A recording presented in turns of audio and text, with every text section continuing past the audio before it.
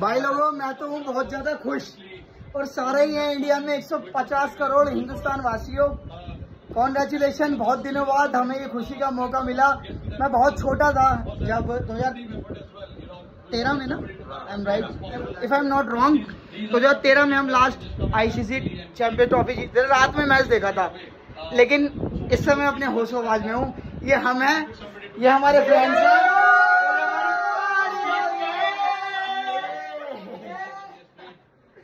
Love you, love you, I love you, love you, I love you.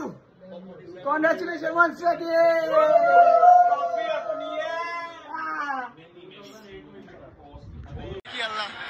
Thanks and on to you, Anas.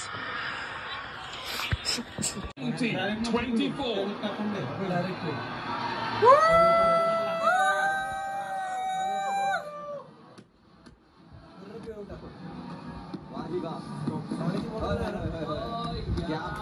क्या बात है दे दे ladies and gentleman your champion. चक दे ओ चक दे इंडिया इंडिया, क्या बात है, क्या बात है। 2007 में आखिरी बार जीता था।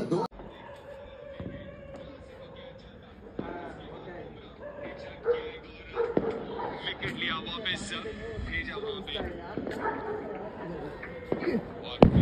7 रन से फाइनल्स को जीत लिया भारत ने।